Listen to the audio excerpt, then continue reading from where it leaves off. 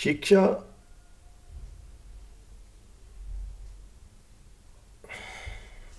दिल के पास शिक्षा विभाग। पर फिर क्या था कि जो पहली नौकरी थी वो डिपार्टमेंट ही ख़त्म हो गया था, तो रोजगार के कार्यालय के थ्रू एक दूसरी शिक्षा विभाग में नौकरी आई। तो मैं इंटरव्यू, मेरा इन नौकरियों में कोई चाव, कोई रुचि नहीं थी, पर टाइम पास कर रहा था कि मैं किस तरीके से कुछ पैसा मिल जाए, मैं अपनी जीवनी को आगे आगे लेके चलूँ, यही मेरा था। अब रोजगार से फिर कार्यालय आया शिक्षा विभाग के लिए, तो मेरे साथ कुछ और लोग भी थे।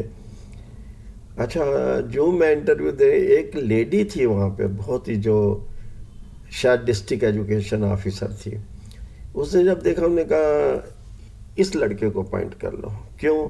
देखो कितनी मुश्किल से ये पढ़ के आया है, एमए या बीए करके आया, तो इसका कितना कठिन है, इसको ये जॉब दे दो। 90 दिन की जॉब है, टेम्परेरी जॉब है, कोई परमानेंट जॉब नहीं है। तो इसको, मुझे वो जॉब मिल गई।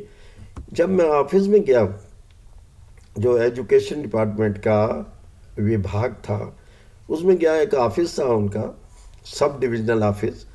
उसके अंदर थे 10-12 अफसर थे, और टीचर्स आती थे, उनके बहुत काम थे। हर टीचर्स, हर को ये वहम हो गया कि यार ये इतना इंटेलेक्चुअल आदमी है, ये क्यों इस जॉब पे आया, ये अप्रोच से आया, इसकी अप्रोच है।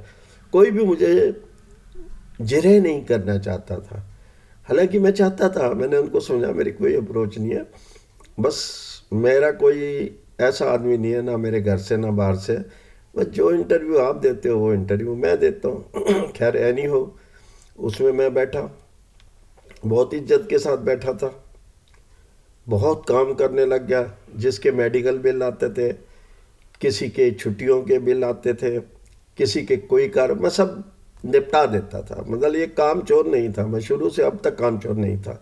मैं निपटा, जो मैं कर सकता उसको करूँगा ना, क्यों नहीं करूँगा, कर देता था। फिर एक जो डिपार्टमेंट था, उसमें एक एसडीओ था, उसने कभी मेरे को बुला के नहीं पूछा, जो काम दिया उसका चला, और मेरे काम को मना भी कभी नहीं किया। मैंने जिसका भी मेडिकल बिल जितना भी पास कर दिया, ने कर दिया। टीचर्स बहुत खुश थी। मैं कहता था मेरी कोई अप्रोच नहीं है, ना मैं उससे कुछ कह रहा हूँ, ना मैं किससे कोई लेता हूँ, कुछ नहीं करता। आपकी ईमानदारी है, मैं देखता हूँ कि आप टीचर्स हैं, आपको आदर के साथ, सम्मान के साथ आपका आदर किया जाए, तो मैं भेजता हूँ, तो एसडीओ साहब पास कर देते हैं। तो ये आपका ही व्यवहार है कि जो मेरे डिपार्टमेंट के ऊपर कोई भगदड़ नहीं होती। कोई कहते, पहले तो वो छीना झपटी होती थी, 20-20 दिन बिल नहीं पास होते थे, 2-2 महीने नहीं होते थे। कभी वो कहता छुट्टी पे जा रहा है, कभी मैं थका हुआ हूँ, कभी मैंने कहा नहीं, मैं ना थकता हूँ ना छुट्टी पे जाता हूँ, जब तक मैं हूँ आपके बिल साथ होते रहेंगे। तो बड़ी एक हैरानी की बात हुई जो मेरी ज़िंदगी को अधेड़ बुन कर गई। वहाँ एक लेडी थी, उसी की बहन के साथ मेरा 1-2 साल के बाद मैरिज हुई। देखिए वहीं से चल रहा था काम और यहाँ तक पहुँच गया। अच्छा, उसके बाद क्या था कि मैं 9 महीने यहाँ नौकरी की, 9 महीने वहाँ की थी, तो उन्होंने यहाँ का साल पूरा करके मुझे इंक्रीमेंट भी दे दी, खुश भी कर दिया, ये रहेगा। परंतु उसके बाद जब 1 जुलाई 1975 में मेरी अपॉइंटमेंट बैंक में होगी, मैं बैंक में चला गया, क्योंकि बैंक मेरा चहेता था, वहीं रहना चाहता था सारी ज़िंदगी। मैं चला, मतलब आप बिलीव करेंगे कि उस समय जिन लोगों का मैंने अच्छा किया, वो लोग मेरे डिपार्टमेंट या बैंक तक भी वो लोग आते थे मेरा शुक्रिया करने। मैं कहता नहीं, मैं तो अपनी ड्यूटी करता हूँ, मुझे शुक्रिया करने की कोई ज़रूरत नहीं है। अच्छा, उसके बाद 2-3 साल के बाद ये मैरिज का प्रोग्राम बना, कोई उस समय नहीं बना था।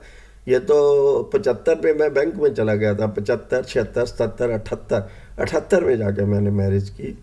मुझे समझ आई, मैंने कर ली, इसके अंदर कोई किसी का रोल नहीं था, कोई बुराई नहीं थी, कोई भी किसी किस्म का नहीं था।